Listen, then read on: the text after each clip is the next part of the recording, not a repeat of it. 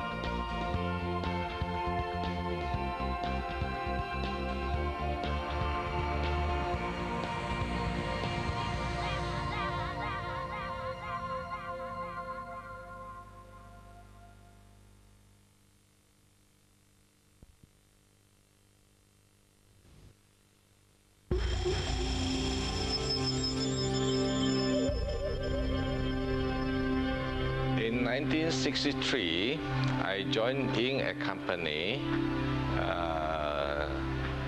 as a logging contractor. 10 years later, then with our accumulated profit and finance, we buy over a concession.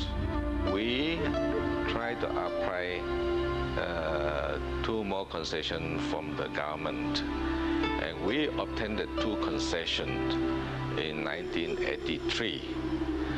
So at that time, in 1983, we have 3 concessions. That's how I formed Samling. The meanings of Samling in which Chinese character is tree forest.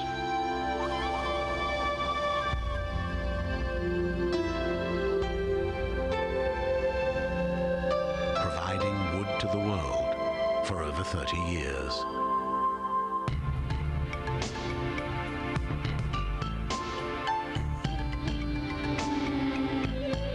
At Samling,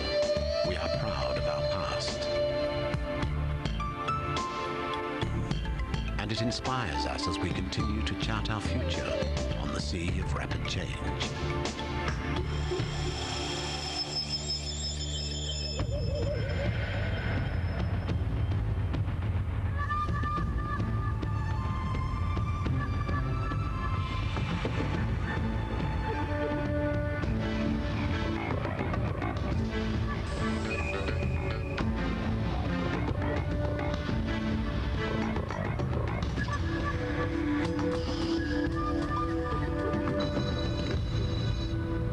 Samling has always believed in three-facet philosophy: vision, planning, and dedication. Vision gives us inspiration, planning gives us direction, dedication gives us result. This is a very simple philosophy that we all in Samling believe in.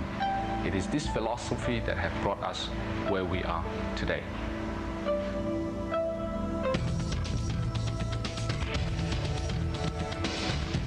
By establishing Samling's downstream operations, we are taking care to maximize our natural resources by converting each log into the optimum amount of processed timber.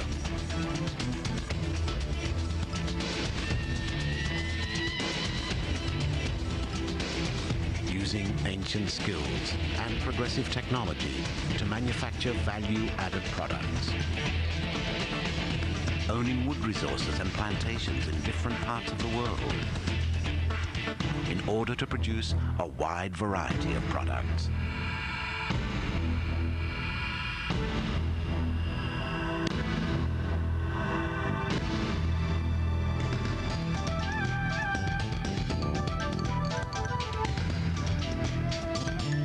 Ensuring that our products proudly bear the Samling brand.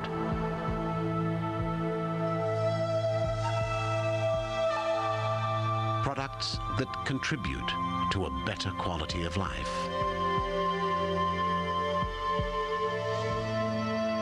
Products that bring the beauty of nature into our lives.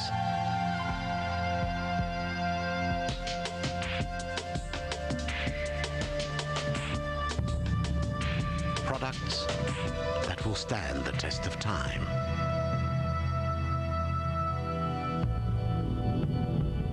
We are dedicated to the setting of ever higher standards. We are in the business of redefining what are world-class standards.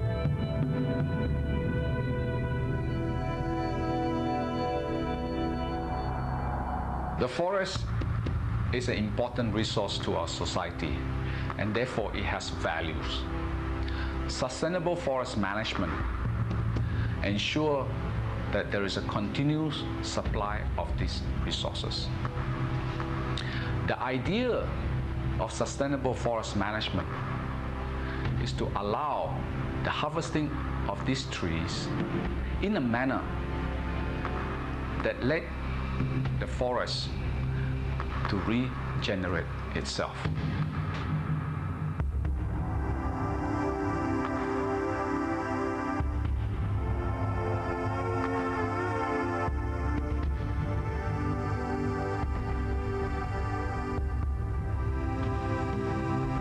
We believe that it is only by creating value through sustainable and responsible forest management will we be able to ensure that the forests will in turn continue to surround and sustain us for perpetuity. We will not rest on our laurels. Instead, we will continue to lead Malaysia in the area of sustainable forest management, to increase our vigilance in protecting the environment and its inhabitants, thereby maintaining the forests for further generations. We are the guardians of the forests. Besides the natural resources that we harness, the people at Samling are one of our most important assets. They are the driving force behind our operations, ensuring and maintaining the highest standards of quality. As we look to the future, we gear ourselves with the valuable lessons we have learnt in the past. Lessons that have made us into the corporate success we are today. A global company specializing in premier wood-based products.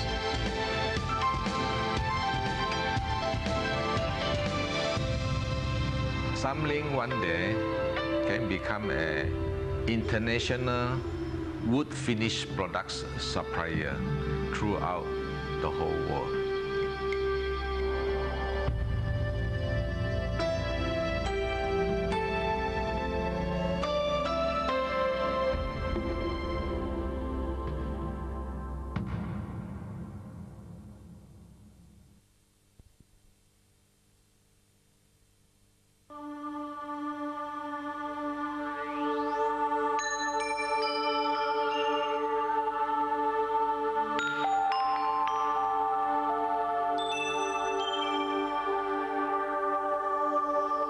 We are on the threshold of the 21st century, where many challenges await. The transportation industry is going through a dramatic revolution with the appearance of supersonic airplanes. Airports will have to accommodate this type of aircraft with longer runways. Terminal buildings must have the capacity and sophisticated operating systems to coordinate the ever-increasing traffic of planes, cargo, and passengers.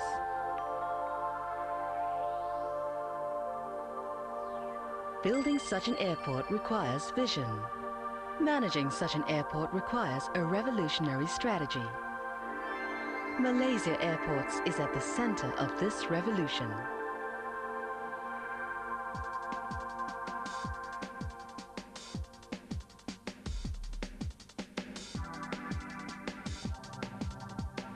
KL International Airport is said to be one of the world's most beautiful airports, with an ambiance that is fresh and inviting, while also being functional, efficient, and secure. It is an airport of the 21st century. It is the gateway to the future and to Asia, the new hub of international business and leisure. Its doors opened on 30th June 1998, and already it is ranked by IATA's Global Airport Monitor in April 1999 as first in overall business passenger satisfaction and third in overall passenger satisfaction in the category airports, 15 to 25 million passengers per annum. The high ratings for comfort and convenience are a reflection of its growing appeal. An integrated airport management system that puts every single function of the entire airport under one single source. TAMS ensures a speedy journey through the terminal for passengers departing, arriving, or in transit, as well as airlines and cargo. It contributes to efficiency, responsiveness, and cost optimization of airport operations. It's what every airport dreams of.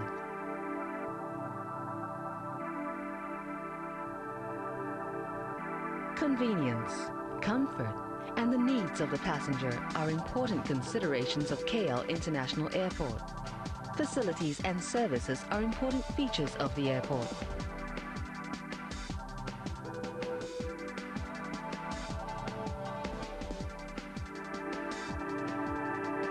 Helpful personnel attend to all queries and requests with efficiency and warmth. It's what every passenger dreams of. The considerable experience and expertise of Malaysia Airports can be seen in its successful management of 5 international and 15 domestic airports and 17 STOL ports in Malaysia. It also manages and operates the Pochentong Airport in Cambodia with Aéroport de Paris.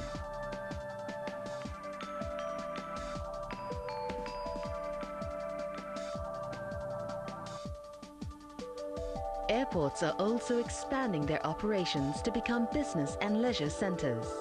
Malaysia Airports has enjoyed huge increases in turnover and revenue in the many retail and duty-free shops it operates in various airports. Malaysia Airports has enjoyed a compounded annual growth rate in revenue of 19% for the past 5 years, with non-aeronautical revenue achieving a compounded annual growth rate of 31.3%. Passenger traffic is forecasted to grow at a compounded annual growth rate of 4.4%. The airport has already secured a reputation for competitiveness in terms of pricing, proficiency, and modern facilities, which has contributed in part to Malaysia Airports being able to increase its connectivity. Coupled with one of the lowest tariff rates, KL International Airport is set to be a regional hub. KL International Airports is set in 10,000 hectares of land that is primed for future development.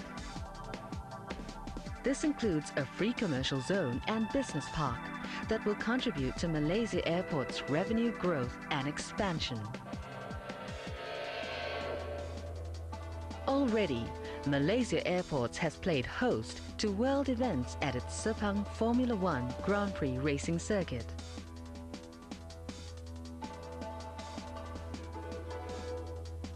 The Sultan Abdul Aziz Shah Airport in Subang is currently being redeveloped into an aerospace and aeronautical R&D center. KL International Airport is set to be the engine of growth for Malaysia Airports. It is a vital component of the Multimedia Super Corridor, a new growth area that includes Putrajaya, the new administrative center of the Malaysian government, Cyberjaya, Malaysia's Silicon Valley, and the Kuala Lumpur city centre. The airport is the gateway to business and leisure in Southeast Asia. IATA's Global Connectivity Monitor has rated KL International Airport as having the second best hub potential in Asia Pacific after Sydney. As at July 1999, the airport recorded 1.35 million passengers per month. In the first 7 months of 1999, the volume of cargo increased to 351,000 tons, exceeding that which was handled in Subang, then KL International Airport, for the year 1998. KL International Airport is Y2K ready. No major capital expenditure will be required for KL International Airport in the next 5 to 7 years. With the successes achieved, Malaysia Airports is ready for the challenges ahead. Malaysia Airports, creating airports of the future.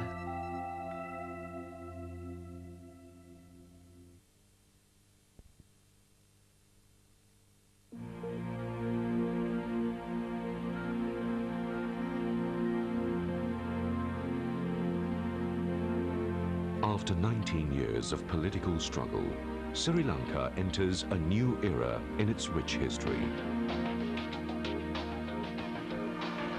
After 19 years of war, the guns have been silenced since the 24th of December 2001, and it's going to stay that way. We have the mediation of the Norwegian government, we have friendly governments such as the US and India backing the peace process, and everybody in Sri Lanka is convinced that peace is here to stay. Peace opens the way to progress for the people and economy of a country that was once a rich trading nation. Sri Lanka has always been in an ideal geographic position in the world. It is at the gateway between the West and the East, an entry point into the large growing Asian markets. The government's vision of having a strong and modern economy, driven by the private sector, has put emphasis on accelerating the development of infrastructure.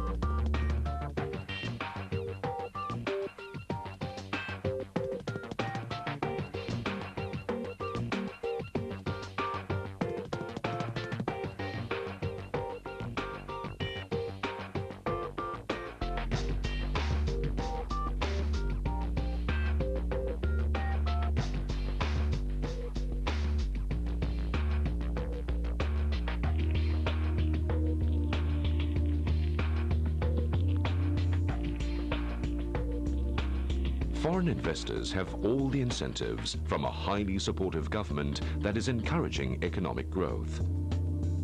Apart from its geographical location, Sri Lanka benefits investors with natural, man-made, and human resources. The population of Sri Lanka is highly literate and would provide excellent local human resource at highly competitive rates. Through its comprehensive education system, the government is encouraging further development.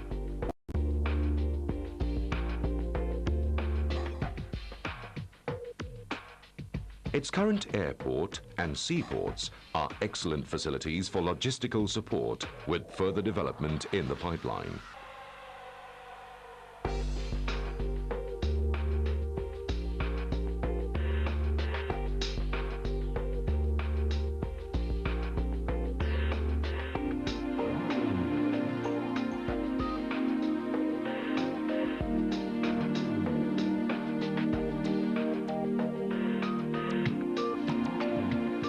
Sri Lanka has a liberalized telecommunications industry with great potential for growth.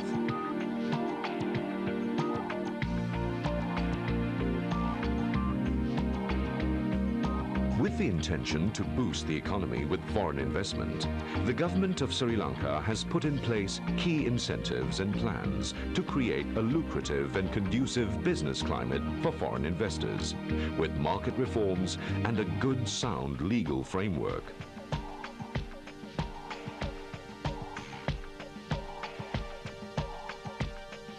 The governments of Sri Lanka and India are highly committed to the building of a proposed land bridge which will link Sri Lanka to India. Tie-ups on free trade agreements with regional neighbors will position Sri Lanka as a gateway to the Indian subcontinent. Currently, Sri Lanka is the only country in the world that has signed a free trade agreement with India, giving it access to a huge market close to 1 billion people.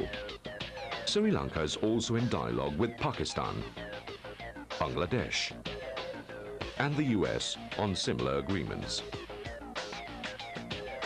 These government efforts will set up a good and strong business climate to promote foreign investments, and the government has targeted key strategic areas for development.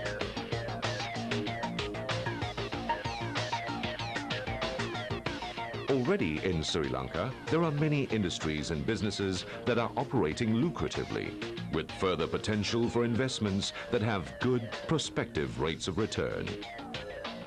The Sri Lanka Board of Investment is an autonomous statutory board that is the central facilitation point for foreign investors.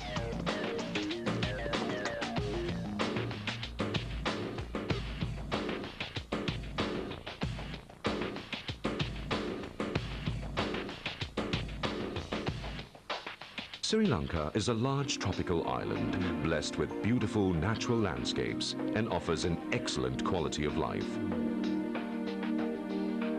It has great potential for economic growth.